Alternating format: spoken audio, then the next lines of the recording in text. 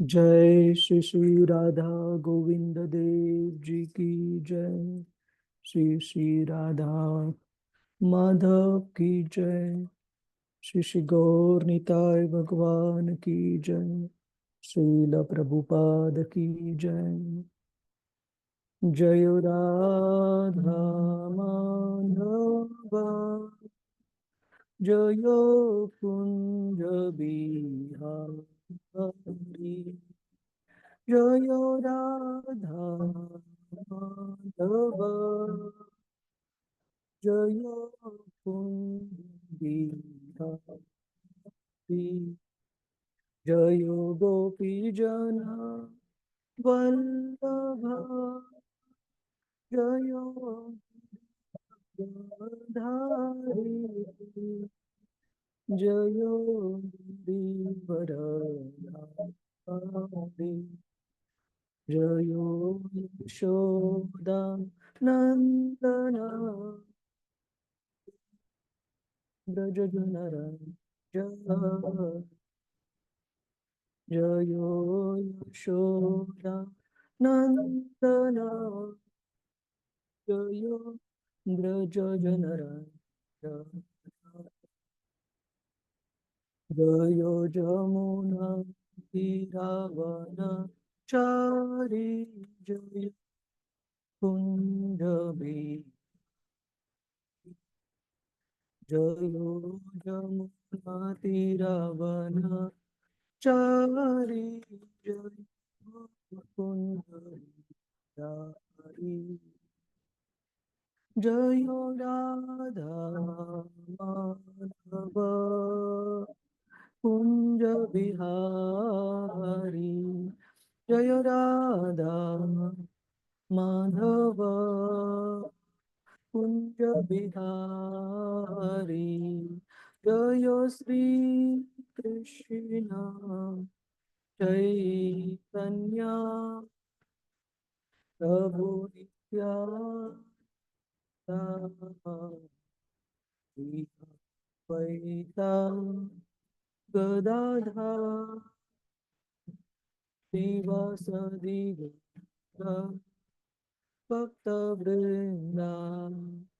हरे कृष्णा कृष्ण कृष्ण हरे हरे हरे राम हरे राम राम हरे हरे। हरे कृष्णा हरे कृष्णा कृष्ण कृष्ण हरे हरे हरे राम हरे राम राम राम हरे हरे। हरे कृष्णा हरे कृष्णा कृष्णा हरे राम हरे राम हरे राम राम राम हरे हरे। हरे कृष्ण हरे हरे हरे हरे राम राम राम हरे हरे। हरे कृष्ण हरे कृष्ण कृष्ण हरे हरे राम राम राम हरे हरे। जय राधा गोविंद राधा गोविंद श्री राधे। जय जगन्नाथ जय जगन्नाथ जय बलदेव जय सुभद्रा। जगन्नाथ स्वामी नयनपथगामी नयनपथगामी भवतु मे जय गौरानिताय गौरानिताय गौरानिताय जय गौरानिताय जय जय प्रभुपाद प्रभुपाद प्रभुपाद प्रभुपाद जय जय गुरुदेव गुरुदेव गुरुदेव। हरिनाम संकीर्तन की जय। श्रील प्रभुपाद की जय। गुरु महाराज जी की जय। ओम नमो भगवते वासुदेवाय। ओम नमो भगवते वासुदेवाय।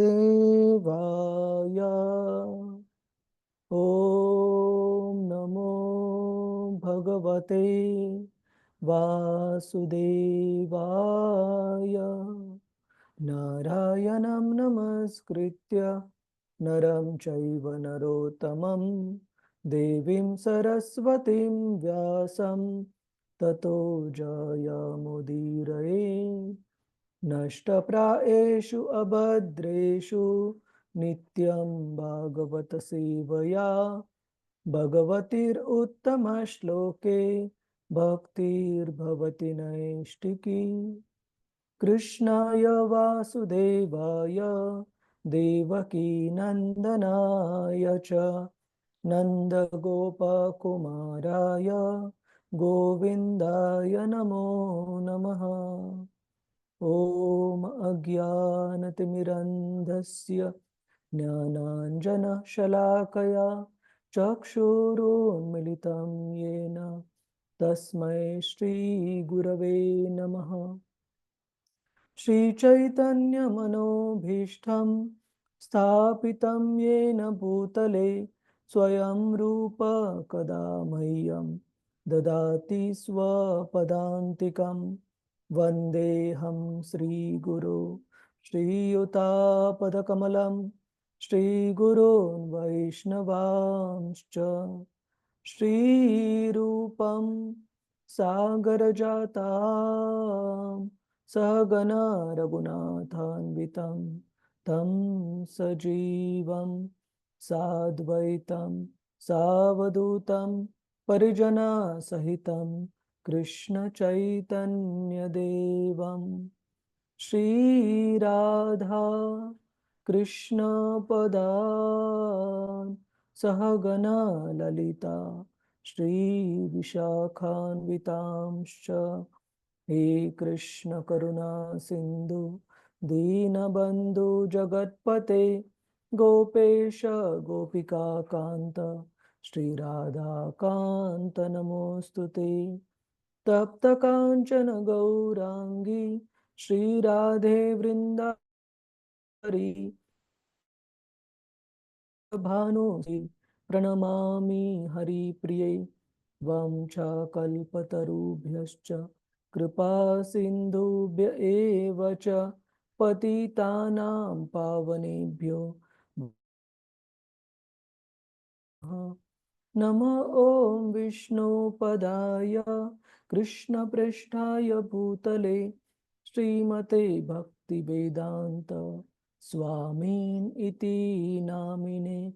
नमस्ते सरस्वते देवी गौरवाणी प्रचारिणे निर्विशेष शून्यवादी पाश्चात्यदेशतारिणे। जय श्री कृष्ण चैतन्य प्रभु नित्यानंद श्री अद्वैत गदाधर श्रीवासुर भक्त वृंदा। हरे कृष्णा कृष्णा कृष्णा हरे हरे हरे राम राम राम हरे हरे. हरे कृष्णा. प्रभुजीज माताजीज आपल्या सर्वांचं स्वागत आहे श्रीमद भागवतम चर्चेमध्ये.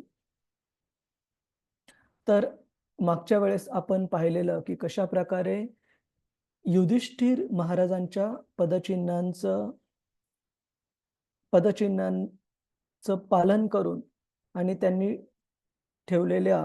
दाखवलेल्या मार्गावर मार्गस्थ होऊन कशा प्रकारे युधिष्ठिर महाराजांचे सर्व धाकटे बंधू भीमसेन, अर्जुन, नकुल, सहदेव आणि त्यांच्या पत्नी द्रौपदी देवी आणि युधिष्ठिर महाराजांची आई कुंती देवी आणि प्रभुपाद लिहितात की सुभद्रा महाराणी, ज्या की अर्जुनाच्या पत्नी होत्या, की त्या पण या भक्तांसोबतच निघाल्या भगवंतांवर आपलं लक्ष केंद्रित करण्यासाठी आणि शेवटी ह्या सर्वांनी भगवत धाम प्राप्त केलं. तर आज आपण शेवटचा श्लोक पाहू या अध्यायातला, की ज्याच्यामध्ये पांडवांची योग्य वेळेला निवृत्तीबद्दल चर्चा आहे. आणि ह्या श्लोकामध्ये आपण पाहतो की शुकदेव गोस्वामींच्या सांगितलेल्या भागवत उपदेशाचं वर्णन करत आहेत सूत गोस्वामी. तर शुकदेव गोस्वामी, सूत गोस्वामी जे भागवताचे श्रोता आहेत त्यांना फलश्रुती प्रदान करत आहेत. ही जी पवित्र कथा आहे पांडवांची, कशा प्रकारे त्यांनी योग्य वेळेला भगवंतांच्या या भौतिक जगातल्या लीला संपवल्यानंतर त्वरित कशा प्रकारे भौतिक जगत सोडलं आणि जीवनाच्या परिपूर्णतेसाठी भगवंतांवर लक्ष केंद्रित करून या शरीराचा त्याग करण्याकरिता कशा प्रकारे त्यांनी स्वतःला समर्पित केलं. तर ह्या कथेचा फलश्रुती शुकदेव गोस्वामी या श्लोकामध्ये सांगत आहेत. श्लोक क्रमांक 51. तर आपण हा श्लोक क्रमांक आधी म्हणू. श्लोक 51 कृपया म्हणण्याचा प्रयत्न करा. श्रद्धयैतद्भगवत् प्रियाणाम् श्रद्धयैतद्भगवत्प्रियाणाम् पाण्डोसुतानामिति सम्प्रयाणम् पाण्डोसुतानामिति सम्प्रयाणम् शृणोत्यलं स्वस्त्ययनं पवित्रम् शृणोत्यलं सत्ययनं पवित्रम् लब्ध्वा हरौ भक्तिम् उपैति सिद्धिम् लब्ध्वा हरौ भक्तिमुपैति सिद्धिम्. कुणाला वाचायचं आहे का प्रभुजीज माताजीज? हरे कृष्ण. हरे कृष्ण. मी वाचतो. हा, किरण जाधव प्रभुजी. हरे कृष्ण. हरे कृष्ण. पांडूच्या पुत्रांचे जीवनाच्या अंतिम ध्येयाकडे भगवंतांकडे परत जाणे हा विषय अत्यंत पवित्र, पूर्णपणे शुद्ध असा आहे. तेव्हा जो कोणी हा कथाभाग श्रद्धेने आणि भक्तीने श्रवण करेल तो भगवत भक्ती जीवनातील परमसिद्धी निश्चितपणे प्राप्त करेल. तात्पर्य श्रील प्रभुपाद द्वारा श्रील प्रभुपाद की जय. भागवत म्हणजे भगवान आणि पांडवांसारखे भक्त यांच्या संबंधीचा वृत्तांत आहे. भगवान आणि त्यांचे भक्त या संबंधीची कथा स्वतः स्वयंपूर्ण आहे आणि म्हणून तो भक्तिमय अंतःकरणाने ऐकणे म्हणजे भगवंतांशी आणि त्यांच्या सहचाराशी आपला संबंध जोडणे होय. भगवत धामाची प्राप्ती होणे ही जीवनाची परिपूर्णता किंवा परमसिद्धी आहे आणि भागवताच्या श्रवणाने ती निश्चितपणे प्राप्त केली जाऊ शकते. अशा रीतीने श्रीमद भागवताच्या पहिल्या स्कंदातील पांडवांचे वेळीच प्रस्थान नामक 15व्या अध्यायावरील भक्तिवेदांत भाष्य संपन्न. हरे कृष्ण प्रभुजी. श्री प्रभुपाद की जय. धन्यवाद. हरे कृष्ण. तर इथे आपण बघतो की भगवंतांच्या भक्तांबद्दल ऐकणं पण किती महत्वाचं आहे आणि की अशा भगवंतांच्या महान शुद्ध भक्तांच्या जीवनचरित्राबद्दल ऐकणं, जीवनचरित्र ऐकणं हे पण आपल्याला जीवनाच्या अवस्थेमध्ये प्राप्त करून जर चर्चा केलेली आहे प्रकारे रचलेलं आहे श्रील व्यासदेवांनी. आपण बघतो की भगवद्गीतेमध्ये भगवंत कृष्ण स्वतः अर्जुनाला उपदेश करत आहेत आणि अर्जुनाद्वारे सामान्य पतित बद्ध जीवांना पण उपदेश करत आहेत. कशा प्रकारे भगवंतांना समजून घेणे, आत्मज्ञान समजून घेणे, आपला भगवंतांबरोबर काय संबंध आहे, तो नित्य संबंध समजून घेणे आणि असा संबंध समजून घेऊन स्वतःला भगवत भक्तीमध्ये कशा प्रकारे जोडता येईल, भगवंतांच्या विविध नाम, रूप, गुण, लीला इत्यादींबद्दल जाणून आणि योग पद्धतीचे वेगवेगळे मार्ग जाणून आणि सर्वश्रेष्ठ भक्ती मार्ग कसा आहे हे जाणून त्यामध्ये त्या भक्ती मार्गामध्ये आपल्याला गुंतवून प्रकारे प्राप्त करू शकतो, याचं ज्ञान आपल्याला भगवद्गीतेमध्ये मिळतं. परंतु श्रीमद भागवतम हे थोडं वेगळं आहे. कशा प्रकारे वेगळं आहे की याच्यामध्ये भगवंतांचे उपदेश भगवंतामध्ये आणि भक्तामध्ये भगवद्गीतेच्या प्रश्न आणि उत्तराप्रमाणे नाही दिलेले आहेत. श्रीमद भागवतामध्ये भगवंतांच्या शुद्ध भक्तीचे उपदेश हे त्यांच्या विविध शुद्ध भक्तांच्या जीवन चरित्रामधून आपल्याला पाहायला मिळतात. की उदाहरणार्थ पांडवांचं जीवन चरित्र, की कशा प्रकारे लहानपणापासून एवढ्या सगळ्या समस्या, एवढे सगळे संकट येऊन पण कशा प्रकारे त्यांनी भगवंतांबद्दलचं आपलं जे समर्पण आहे ते एकाही छोट्या प्रकारे ढळू दिलं नाही आणि कशा प्रकारे त्या समर्पणामधून त्यांनी शेवटी भगवत धामाला प्राप्त केलं.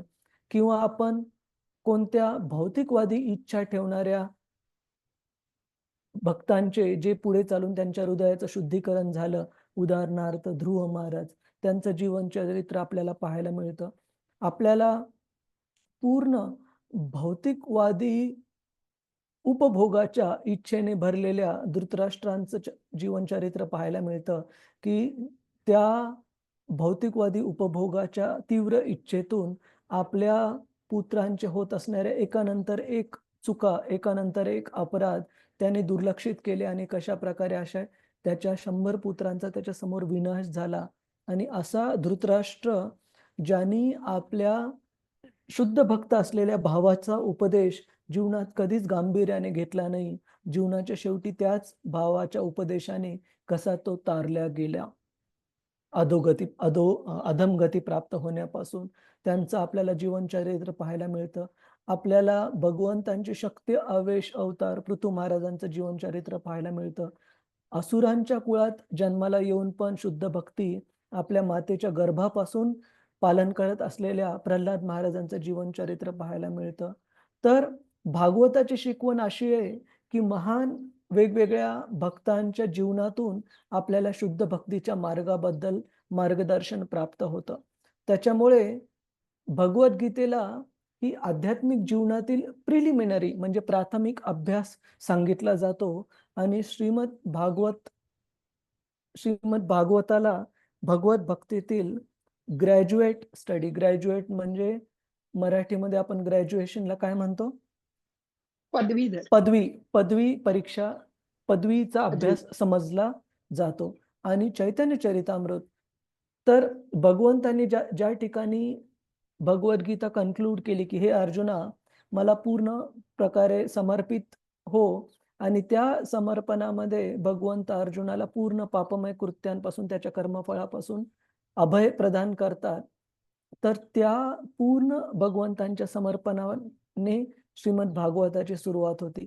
एका भक्तानंतर दुसरा भक्त, खूप सारे उदाहरणं आपल्याला पाहायला मिळतात आणि त्यांच्या जीवन चरित्रामधून आपण आपलं जीवन कशा प्रकारे भगवंतांच्या भक्तीमध्ये समर्पित करावे ह्याची शिकवण पण आपल्याला घ्यावयास मिळते. आणि हे श्रीमद भागवतम जिथे संपतं, की कुठे संपतं? ज्या ठिकाणी शुकदेव गोस्वामी कलियुगाची महती भगवत नामाच्या आधारावर सांगत आहेत, की कशा प्रकारे कलियुगामध्ये हा जो हरिनाम संकीर्तनाचा जो मार्ग आहे तो सर्वश्रेष्ठ मार्ग आहे आणि सर्वात जे बुद्धिमान व्यक्ती असतील तो हा मार्ग स्वीकार करतील आपलं जीवन परिपूर्ण करण्यासाठी. तर ज्या ठिकाणी श्रीमद भागवत संपतं त्या ठिकाणी चैतन्य चरितामृत सुरू होतं, की भगवंत कृष्ण स्वतः एका शुद्ध भक्ताच्या रूपामध्ये ह्या हरिनामाच्या मार्गाचा कशा प्रकारे अंगीकरण, कशा प्रकारे स्वीकार करावा, हे आपल्या स्वतःच्या उदाहरणावरून, स्वतःच्या जीवनावरून जगासाठी उदाहरण प्रस्तुत करत आहेत, जगाला शिकवत आहेत. तर हे चैतन्य चरितामृत प्रभुपाद सांगतात, की भक्तीच्या अभ्यासाचं पोस्ट ग्रॅज्युएशन म्हणजे पदव्युत्तर अभ्यास जो म्हणतो आपण मराठीमध्ये, तो पदव्युत्तर अभ्यास हे श्री चैतन्य चरितामृत आहे. तर प्रभुपाद सांगतात, की भक्ताने सिस्टमॅटिकली, ग्रॅज्युअली एक धडा, एक श्लोक कव्हर करत आपण पूर्ण भगवद्गीता आणि श्रीमद भागवतम यांचा अभ्यास करायला पाहिजे आणि या ग्रंथांचा व्यवस्थित अभ्यास करून मग चैतन्य चरितामृत शिकलं पाहिजे. आणि भागवत हा एकमेव ग्रंथ पण भक्ताला त्या परिपूर्णता प्राप्त करून देण्यासाठी पूर्ण प्रकारे समृद्ध आहे, संपन्न आहे. तर इथे आपण बघतो, की भगवत धामाची प्राप्ती होणे हीच जीवनाची परिपूर्ण परमसिद्धी आहे. निश्चित प्राप्त केली जाऊ शकते आणि आपण याचे खूप सारे उदाहरण जसं धुंडकरी, श्रीमद भागवतम ऐकलं तर भगवंतांच्या भक्तांच्या हे जे जीवनचरित्राच्या कथा आहेत, या कथा नम्रपणे आणि गंभीरतेने ऐकल्या तर ह्या भगवंतांच्या शुद्ध भक्तांच्या जीवनचरित्राच्या कथांमधून पण आपल्याला भगवत भक्तीचा सर्वोच्च स्तर प्राप्त होऊ शकतो. आणि इथे शुकदेव गोस्वामी ही फलश्रुती आपल्याला देत आहेत, की असे भगवंतांच्या शुद्ध भक्तांपैकी एक पांडुपुत्र पांडवांचे जे जीवनचरित्र आहे ते अंतिम ध्येयाकडे भगवंतांकडे परत जाणे हा विषय असा पवित्र आणि पूर्णपणे शुद्ध असा आहे, जो की आपल्याला पाहायला मिळतो. आणि जो कोणी हे जीवनचरित्र श्रद्धेने आणि भक्तीने श्रवण करील त्याला फलश्रुती देत आहे शुकदेव गोस्वामी, की तो व्यक्ती भगवत भक्ती जीवनातील परमसिद्धी निश्चितपणे प्राप्त करेल. तर हा विश्वास खूप महत्वाचा आहे, की आपण ती कथा भागवताच्या प्रस्तावनेमध्ये ऐकली, की कशा प्रकारे एकदा असं सांगण्यात आलं, की भगवंतांचं यशोगान जर आपण केलं, तर निश्चित यज्ञात भवती पर्जन्य. भगवद्गीतेत भगवंत सांगतात, की अशा यज्ञाने निश्चित पर्जन्य, पाऊस येतो. तर अशा भागवत कथेला ज्यावेळेस खूप सारे भक्त ऐकण्यासाठी आले, तर एक मुलगी येताना छत्री घेऊन आली आणि तिला विचारण्यात आले, छोटी मुलगी, की "तू छत्री का बरं घेऊन आली बेटा?" तर तिने सांगितलं, की "मी असं ऐकलंय, की भगवंतांच्या नाम, रूप, गुण, लीला इत्यादी यशोगानाने यज्ञात भवती पर्जन्य." पर्जन्य म्हणजे पाऊस प्राप्त होतो. तर मी स्वतः पावसामध्ये भिजू नये म्हणून मी छत्री आणली. तर हा खरा विश्वास आहे भगवत भक्ताचा भगवंतांवरील. आणि श्रीमद भागवत ऐकण्यासाठी पण ही पात्रता इथे सांगितलंय, की जो कोणी श्रद्धेने आणि भक्तीने हे श्रवण करेल, की जसं आपण धुंडकरी आणि गोकर्ण यांच्या पण कथेमध्ये बघतो, की धुंडकरी इतक्या पतित अवस्थेत असताना पण ज्या तन्मयतेने, ज्या उत्कंठतेने धुंडकरीने श्रीमद भागवतम ऐकलं, त्या 7 दिवसांच्या कथेच्या नंतर धुंडकरीला साक्षात वैकुंठ शरीर प्राप्त झालं आणि तो भगवत धामात परतला. तर ती जी उत्कंठा आहे, ती जी श्रद्धेने श्रवण करण्याची जी प्रक्रिया आहे, ती खूप खूप महत्त्वाची आहे. आणि आपण जर याला एक एंटरटेनमेंट, मनोरंजन अशा प्रकारे श्रवण केलं, तरी पण त्याचा लाभ निश्चित मिळेल. पण तो लाभ तुलनेने कमी प्रमाणात असेल. जेवढा लाभ आपण प्राप्त करू शकतो, जर ह्या भागवत कथेला आपण श्रद्धेने आणि शुद्ध भक्ती प्राप्त करण्याच्या हेतूने जर श्रवण केले तर निश्चितच खूप मोठ्या प्रमाणामध्ये लाभ प्राप्त होईल. कुणाचा काही प्रश्न आहे का प्रभुजीज, माताजीज? हरे कृष्ण. आणि श्रीमद भागवताच्या 12व्या स्कंदामध्ये पण 11व्या स्कंदामध्ये, एक मिनिट आपण एकदा चेक करू, की भगवंत सांगतात, मद भक्ता पूजा व्याधिकार. एकदा आपण तो श्लोक पाहू.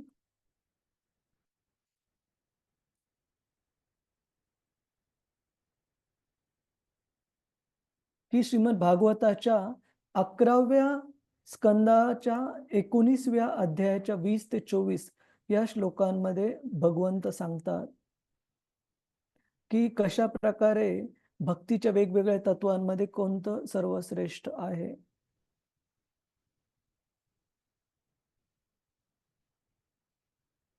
हा, याच्यामध्ये भगवंत सांगतात की मद भक्ता पूजा व्याधिका, की सर्व पूजांमध्ये जे श्रेष्ठ उपासना आहे ती भगवंतांच्या शुद्ध भक्तांची आहे.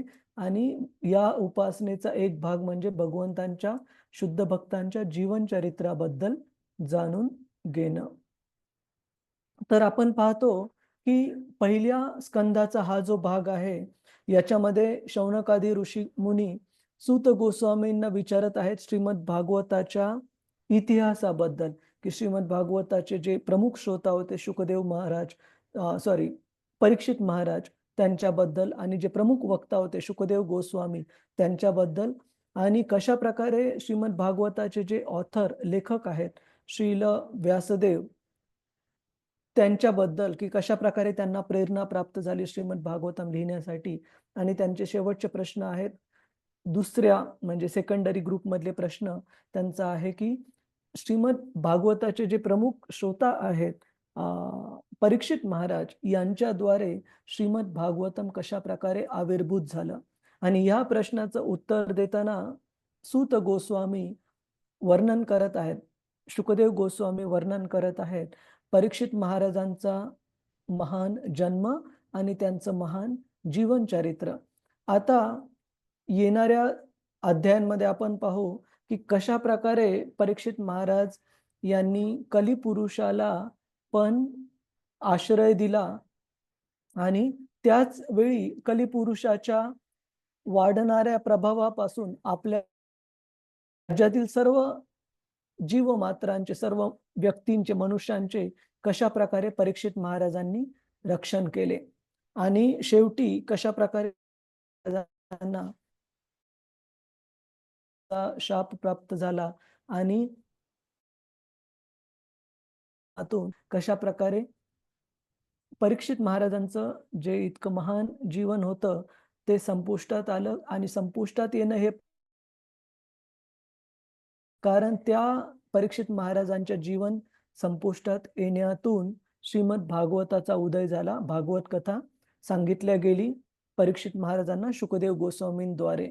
तर हे वर्णन श्रीमद भागवताच्या पहिल्या स्कंदाच्या शेवटच्या भागामध्ये पाहायला मिळतं. आपण अध्याय क्रमांक 16 सुरू करू, ज्याच्यामध्ये वर्णन आहे परीक्षित महाराजांची कलिपुरुषाशी झालेली भेट.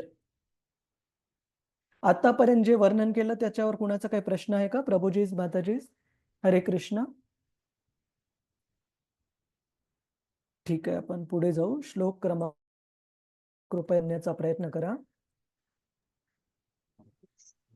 ततः परीक्षित द्विजवर्य शिक्षया ततः परीक्षित द्विजवर्य शिष्या महिं महाभागवतः शशासः महिमहाभागवतः शिशासः यथा हि सुत्यामभिजात कोविदः यथा हि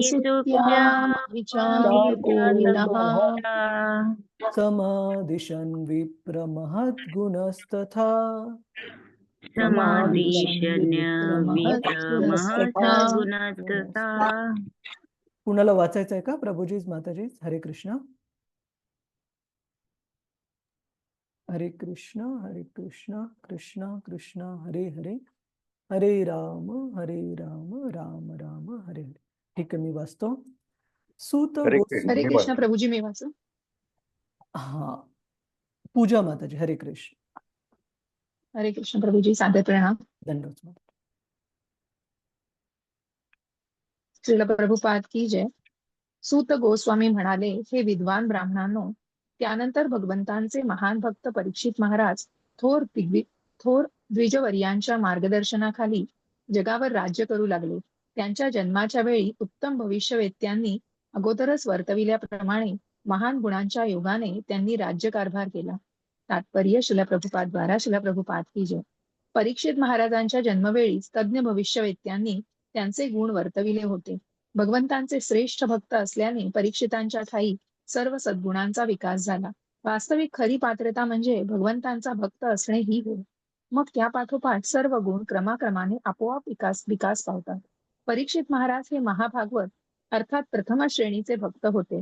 ते भक्तिशास्त्रातील उत्तम तज्ञ तर होतेच, परंतु आपल्या दिव्य उपदेशांनी दुसऱ्यांना देखील भगवत भक्तीत आणण्याचे सामर्थ्य त्यांच्याकडे होते. याकरिता ते प्रथम श्रेणीचे भक्त होते. ते राज्यकारभार कसा चालवावा याविषयी परामर्श देऊ शकतील अशा थोर ऋषीमुनींचे आणि विद्वान ब्राह्मणांचेही मार्गदर्शन घेत. आजकालच्या निवडून आलेल्या कारभारी धुरीणांपेक्षा हे थोर राजे लोक अधिक दक्ष असत. कारण वैदिक वाङ्मयात सांगितलेला उपदेश अधिकारी पुरुषांकडून ऐकून त्याप्रमाणे आचरण करून ते त्यांचे कृतज्ञ राहत. त्या काळात विधिमंडळात प्रतिदिन एक नियम संमत करण्याची आणि पुन्हा आपल्या सोयीनुसार वारंवार त्यात फेरबदल करण्याची आवश्यकता नव्हती. मनु, याज्ञवल्क्य, पराशर थोर ऋषीमुनींनी यांनी सर्व प्रकारचे नियम आधीच करून ठेवले होते आणि ते नियमही सर्व काळी सर्व देशी लागू पडतील असे होते. त्यामुळे सर्व नियम पोटनियम हे अगदी प्रमाण श्रेणीचे आणि निर्दोष असत. परीक्षित महाराजांसारख्या राजांचे मंत्रिमंडळातील सदस्य हे श्रेष्ठ ऋषी किंवा विद्वान ब्राह्मण असत. ते वेतन स्वीकारित नसत आणि त्यांना वेतनाची आवश्यकताही नसे. शासनाला धनाचा व्यय न करताच सर्वोत्कृष्ट परामर्श मिळत असे. असे विद्वान सभासद जमदर्शी असत. ते मनुष्य आणि पशूंना समत्वाने पाहत. मनुष्यांना संरक्षण देण्याचा आणि निरपराध प्राण्यांची हत्या करण्याचा परामर्श ते राजाला कधीच देत नसत. ते मूर्ख नव्हते किंवा मूर्खांचा मेळावा भरविणारे त्यांचे प्रतिनिधी नव्हते.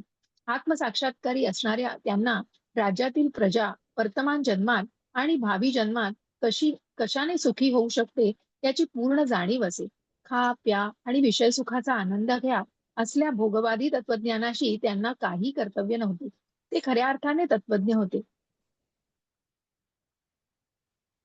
मानवी जीवनाच्या ध्येयाची त्यांना पूर्ण जाणीव होती. अशा या उत्तरदायित्वामुळे हे मंत्रिमंडळ राजाला योग्य तोच परामर्श देत असे आणि राजा किंवा राष्ट्रप्रमुख आपल्या राज्याच्या हितासाठी त्यांच्या सूचना दक्षतापूर्वक कृतीत आणीत असे.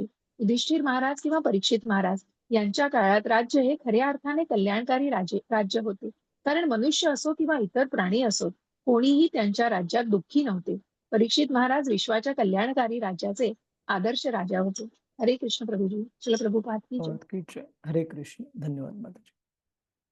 तर या श्लोकामध्ये आणि तात्पर्यामध्ये आपण पाहतो की वैदिक संस्कृतीमध्ये कशा प्रकारे हे जग चालवलं जायचं, की अशा वैदिक संस्कृतीमध्ये जो व्यक्ती राजा व्हायचा त्याची पण पात्रता ही खूप आध्यात्मिक आणि भौतिक दृष्ट्या महान असायची. जसं की परीक्षित महाराजांचं उदाहरण आपल्याला इथे पाहायला मिळतं. परीक्षित महाराजांचे 2 महत्वाचे गुण आपल्याला इथे तात्पर्यामध्ये सांगितलेले आहेत. सगळ्यात पहिला महत्वाचा गुण कोणता आहे परीक्षित महाराजांचा आदर्श राजा होण्यामागे, की ते भगवंतांचे एक महान भक्त आहेत, शुद्ध भक्त आहेत. तर हा भगवत भक्तीतला त्यांचं जे स्थान आहे ते त्यांचा सर्वात पहिला महत्वाचा गुण सांगितलाय भागवतामध्ये. आणि दुसरा महत्वाचा गुण सांगितलाय परीक्षित महाराजांचा, की हे परीक्षित महाराज आपलं राज्य चालवायचे पात्र आणि समर्थ अशा ब्राह्मणांच्या मार्गदर्शनाखाली. आणि हे जे ब्राह्मण होते ते काही पेड म्हणजे नोकरीला लावलेले ब्राह्मण असे नव्हते. पूर्णपणे स्वतंत्र आणि ज्यांचा जे भरण पोषण आहे, त्यांचा जो सांभाळ आहे तो राज्यामध्ये केला जायचा, जेणेकरून त्यांना अन्न, वस्त्र, निवारा या जीवनाच्या मूलभूत गोष्टींचं कधी कमतरता भासू नये. आणि अशा प्रकारे राजा आणि राज्य त्यांची काळजी व्यवस्थित घ्यायचे, जेणेकरून त्या मोबदल्यामध्ये हे जे ब्राह्मण होते ते कोणताही फीस, कोणतीही शुल्क न लावता मुक्तपणे ज्ञान प्रदान करायचे. आणि इथे भागवतामध्ये सांगितलंय की असा जो प्रथम श्रेणीचा म्हणजे सर्वोच्च असा राज्यकारभार होता, त्या राज्यकारभारासाठी जो परामर्श, जे मार्गदर्शन अशा ऋषीमुनींचे, ब्राह्मणांचे प्राप्त व्हायचे, ते विनामूल्य, विना कोणत्या त्यांना सॅलरी, फीस देता अशा प्रकारे प्राप्त व्हायचे. आणि आपण कलियुगामध्ये पाहतो, की कशाप्रकारे ही जी ज्ञान वितरणाची व्यवस्था आहे, ती पूर्ण प्रकारे करप्ट, पूर्ण प्रकारे भ्रष्टाचारी कशाप्रकारे झालेली आहे, की आजकाल ज्ञान देणे, शिक्षण ह्याचा पूर्ण बाजार होऊन बसलेला आहे, की कोणत्याही चांगल्या शाळेत जर विद्यार्थ्याला ॲडमिशन द्यायचंय, तर पालकांना अक्षरशः ते अग्निदिव्य करावं लागतं, की ॲडमिशन लवकर भेटत नाही किंवा त्याच्यासाठी भेटलं तरी खूप मोठ्या प्रमाणामध्ये त्यांना डोनेशन वगैरे द्यावे लागतात किंवा काही-काही वेळेला एवढे पैसे भरून पण भेटत नाही, तर त्यांना मोठ्या काही व्यक्तींचा, पॉलिटिशियन्स वगैरे राजकारण्यांचा अ, वशिला लावावा लागतो आपल्या पाल्याला त्या शाळेमध्ये प्रवेश मिळण्यासाठी. आणि जे ज्ञान देणारे आहेत, त्यांच्याकडून पण पूर्ण बाजार लावला जातो, की शाळेमध्ये व्यवस्थित इतक्या न शिकवल्या गेल्यामुळे खूप सारे महागडे क्लासेस वगैरे असे लावावे लागतात. आणि त्या क्लासेसमध्ये एवढे सगळे पैसे भरल्यानंतर जे आधुनिक शिक्षण पद्धतीचे जे पदव्या आहेत, मेडिकलची डिग्री असो, इंजिनिअरिंग असो, बऱ्याच ठिकाणी खूप सारे डोनेशन वगैरे द्यावे लागतात, पेमेंट सीट वगैरे घ्यायचे असेल तर. आणि त्यामध्ये पण खूप सारे भ्रष्टाचार चालतात, की कधी-कधी पेपर फुटी होते परीक्षेमध्ये वगैरे.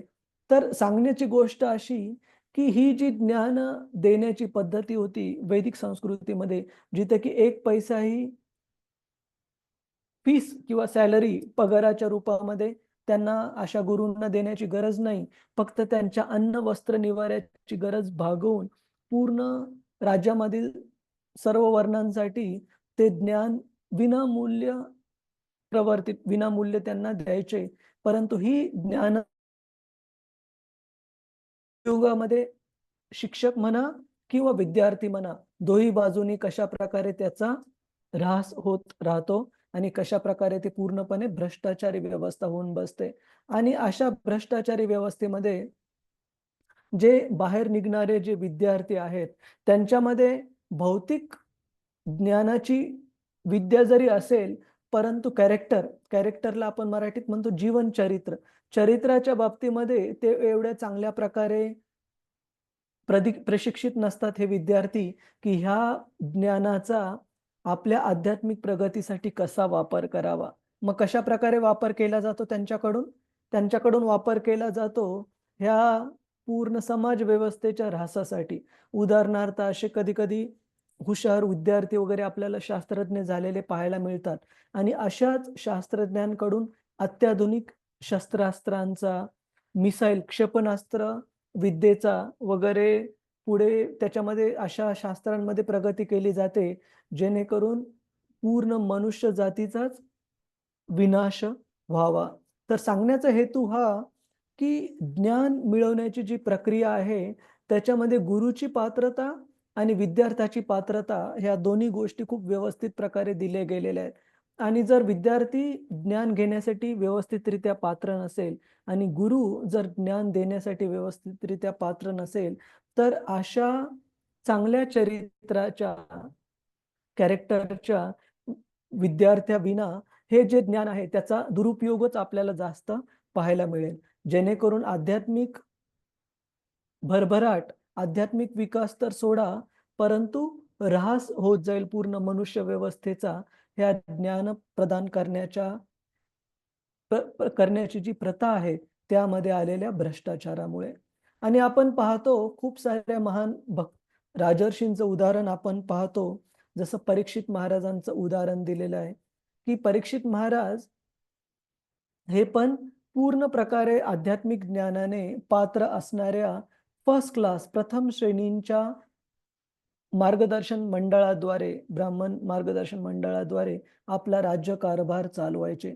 त्याचप्रकारे आपण पाहतो ज्यावेळेस युधिष्ठिर महाराज परीक्षित महाराजांना राजसिंहासनावर बसून गेले, तर परीक्षित महाराजांना मार्गदर्शन करण्यासाठी त्यांनी कुणाची निवड केली? कृपाचार्यांची निवड केली. आपण पाहतो दशरथ महाराज ज्यावेळेस राज्य चालवायचे त्यावेळेस मार्गदर्शन ते वसिष्ठ मुनींकडून स्वीकारायचे. पांडव ज्यावेळेस पूर्ण जीवन त्यांचं जीवनमान व्यतीत करत होते, राजे होण्याच्या अगोदर पण ज्यावेळेस वनवासात होते आणि त्याच्या अगोदर पण ज्यावेळेस क्षत्रिय धर्माचं पालन करायचे, त्यावेळेस धौम्य ऋषींकडून पांडवांनी नियमितपणे पुरोहित म्हणून त्यांच्याकडून मार्गदर्शन स्वीकारलं. त्याच प्रकारे आपण पाहतो की कोणतेही तुम्ही राजर्षी घ्या, ते वेगवेगळे अशा महान पात्र मार्गदर्शक कडून मार्गदर्शन प्राप्त करायचे. भगवत सेवेमध्ये आणि आध्यात्मिक आपल्या आपल्या प्रजेची आध्यात्मिक भरभराट व्हावी याच्यासाठी ते नेहमी मार्गदर्शन स्वीकारायचे.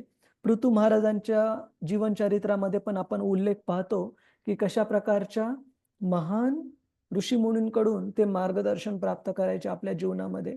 तर आपल्याला या गोष्टीमधून जो मिळणारा धडा आहे प्रभूजीच माताजीच, की आपण पण आपल्या जीवनामध्ये कशा प्रकारे आपलं जीवन एका भक्तांच्या मार्गदर्शनाखाली नेहमी घालवलं पाहिजे आणि त्यांच्या मार्गदर्शनाखाली आपण कशी सेवा अर्पण केली पाहिजे. आणि भगवद्गीता भागवतम हे वेगवेगळ्या उदाहरणांवरून शिकवत आहेत की स्वतः भगवंत जरी या भौतिक जगामध्ये ज्यावेळेस अवतरतात त्यावेळेस ते अशा गुरुची निवड करतात केवळ आपल्याला पायखंडा घालून देण्यासाठी, आपल्यासमोर आदर्श उदाहरण प्रस्तुत करून देण्यासाठी की कशा प्रकारे थोर ऋषीमुनी विशेषतः भगवत भक्तांच्या मार्गदर्शन आपण आपल्या जीवनामध्ये स्वीकारायला पाहिजे. कुणाचा काही प्रश्न आहे का प्रभूजीच माताजीच? आपण परीक्षित महाराजांचे 2 पात्रता पाहिल्या आणि हे पाहिलं की कशा प्रकारे अगोदरच्या काळामध्ये राजर्षी राजा हे आपल्या प्रजेच्या कल्याणासाठी कशा प्रकारे आध्यात्मिक स्तरामध्ये आध्यात्मिक स्तरावर मॅच्युअर परिपूर्ण अशा शुद्ध भक्त ब्राह्मणांचे मार्गदर्शन स्वीकार करायचे. कुणाचा काही प्रश्न आहे का प्रभूजीच माताजीच? हरे कृष्ण.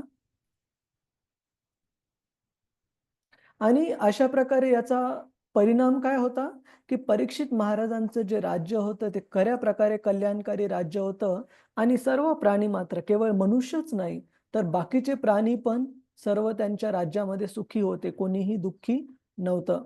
आणि आपण येणाऱ्या अध्यायांमध्ये पाहू की कशा प्रकारे कलिपुरुष पण परीक्षित महाराजांना ज्यावेळेस शरण गेला त्यावेळेस परीक्षित राजा इतके महान आणि बुद्धिमान भक्त होते की त्यांनी कलिपुरुषाला पण आश्रय दिला आणि तो आश्रय देताना ही पण काळजी घेतली की आपल्या राज्यातल्या लोकांचा या कलियुगाच्या प्रभावामुळे ऱ्हास होणार नाही, त्याची पण काळजी घेतली.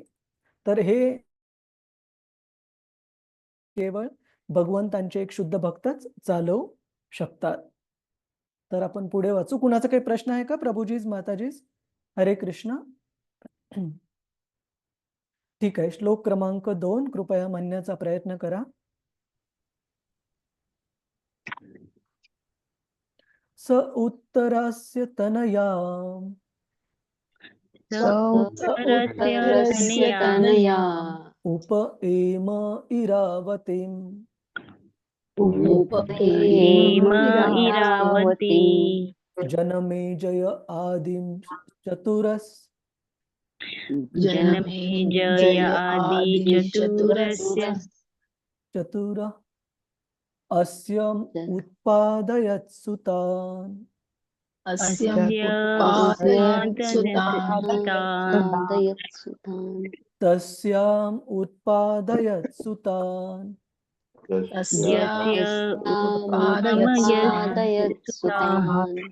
कुणाला वाचायचंय का प्रभूजीच माताजीच? हरे कृष्ण. हरे कृष्ण. प्रभूजी मी वाचू का?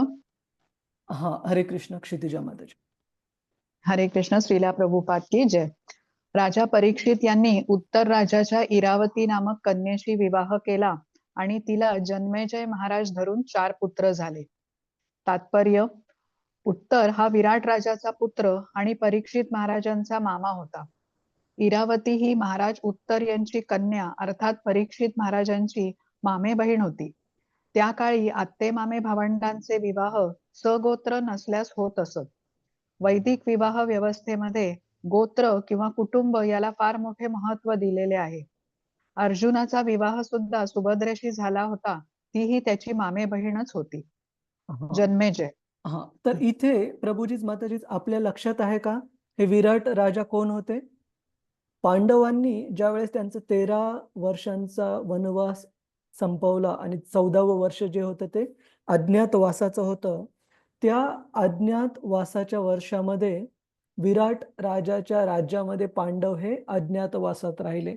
की आपण पाहतो की कशा प्रकारे भीमसेन यांनी रोल स्वीकारला होता एका आचार्याचा स्वयंपाक करण्यासाठी, आणि अर्जुन ज्याला की उर्वशीकडून शाप प्राप्त झाला होता एक युनक तृतीय पंथी त्या काही काळाकरता बनण्याचा, तर अर्जुनाने रोल स्वीकारला होता, पात्र स्वीकारलं होतं बृहन्नलेचं, जी की उत्तर सॉरी विराट राजाची जी कन्या आहे उत्तराची बहीण, तिला नृत्य शिकवण्यासाठी.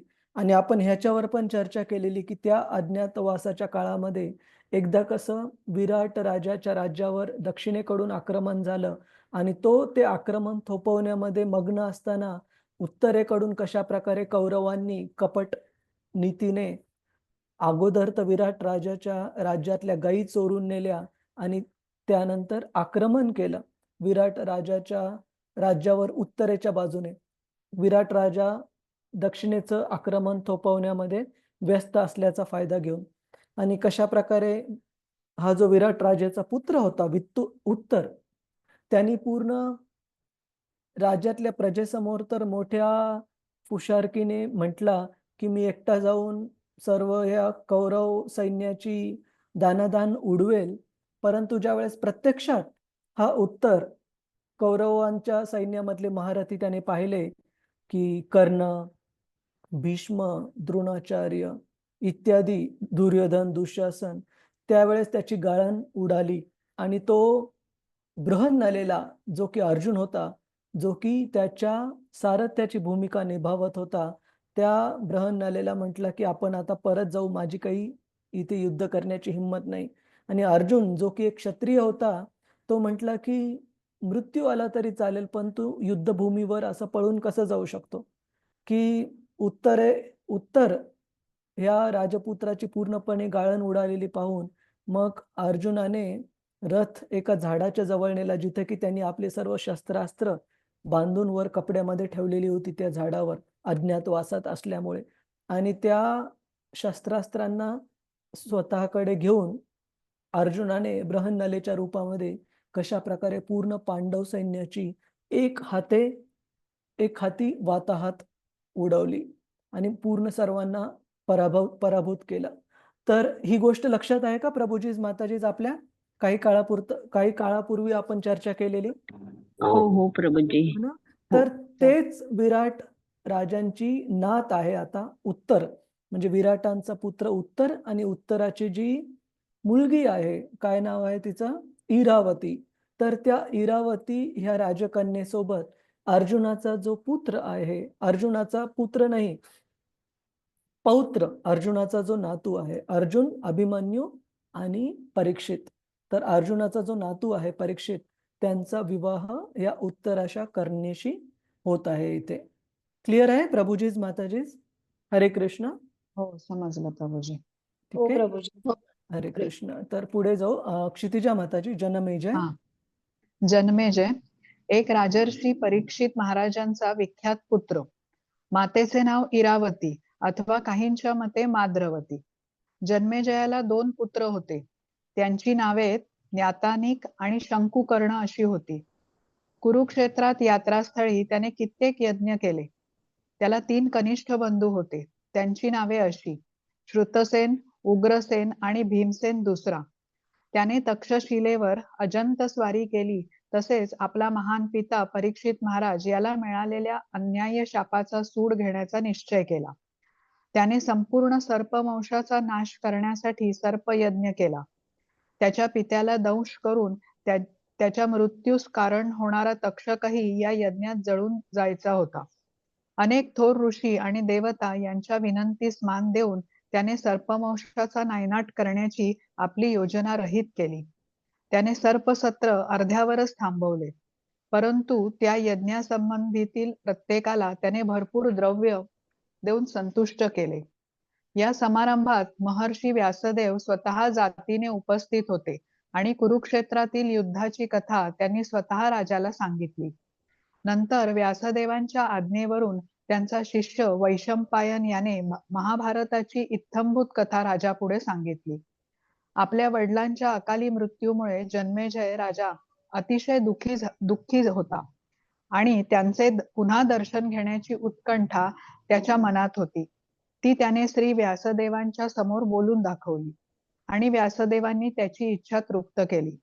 त्याचे वडील त्याच्या समोर उपस्थित झाले आणि त्याने आपल्या वडिलांची आणि व्यासदेवांची मोठ्या आदराने आणि सोहळ्याने पूजा केली. त्यामुळे पूर्णपणे प्रसन्न होऊन त्याने त्या यज्ञात उपस्थित असणाऱ्या सर्व ब्राह्मणांना मोठ्या औदार्याने दानधर्म केला. हरे कृष्ण. श्रीला प्रभुपाद की जय. हरे कृष्ण. धन्यवाद माताजी.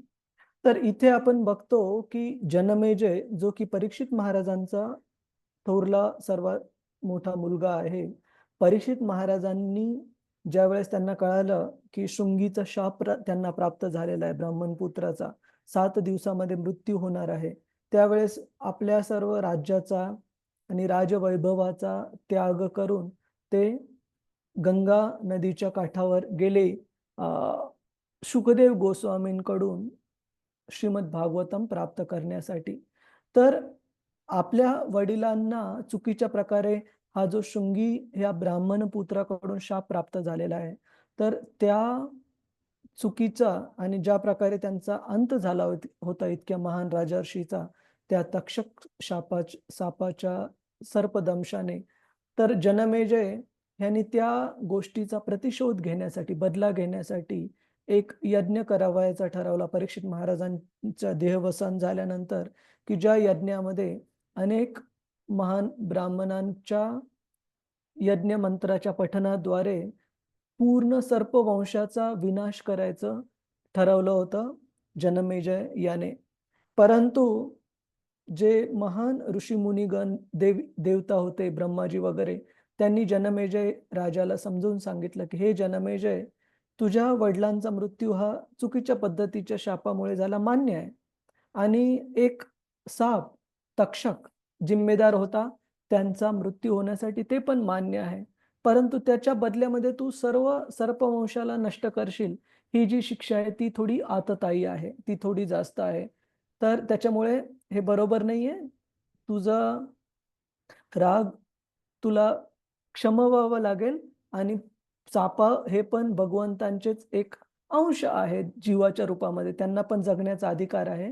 त्या सर्व सर्पवंशाचा तो विनाश करू नको.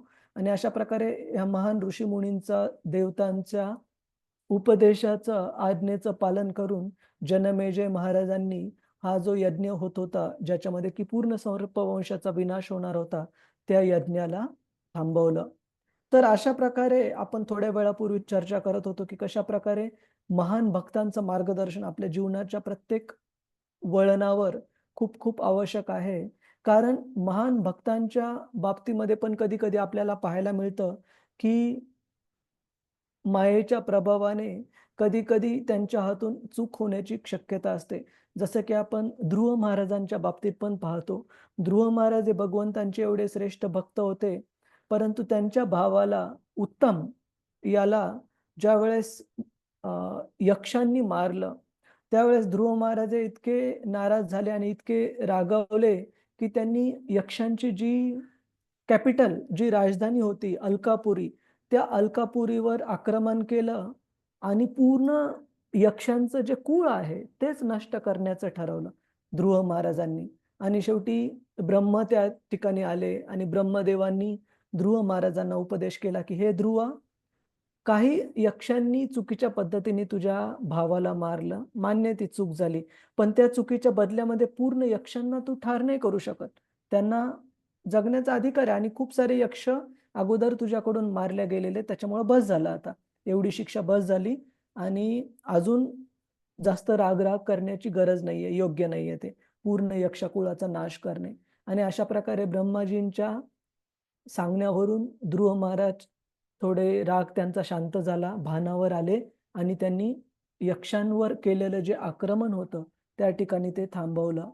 त्याच प्रकारे आपण पृथू महाराजांच्या बाबतीत पाहतो की पृथू महाराज आपल्या राज्यातील सर्व प्रजेच्या भरभराटीसाठी खूप सारे यज्ञ करत होते आणि अशा प्रकारचे 99 अश्वमेध यज्ञ झाल्यानंतर इंद्र ज्यावेळेस असुरक्षित झाला आणि त्याला वाटलं की 100वा जर अश्वमेध यज्ञ ऋतू महाराजांचा पूर्ण झाला तर माझं इंद्रपद हे त्यांना जाऊ शकतं आणि अशा असुरक्षित भावनेतून इंद्राने त्या 100व्या अश्वमेध यज्ञाचा घोडा वेगवेगळ्या खोट्या संन्यासांचं रूप धारण करून तो घोडा चोरून पळून नेण्यास सुरुवात केली.